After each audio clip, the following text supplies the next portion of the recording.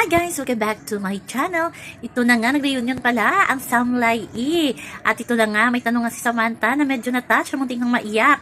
Si Samantha at si Alyssa Valdez, sabi nga ni Samantha, kung hindi lang sila sa restaurant, ay naiyak sila sa mga sinabi ni Ian sa kanila. Kasi may tanong nga si Samantha sa kanilang dalawa ni Alyssa na kung ano yung isang bagay na most grateful sila na nangyari sa kanila sa year 2023 kasi patapos na ngayong taon ngayon. So sabi nga ni Ian sa kanya hindi bagay contentment.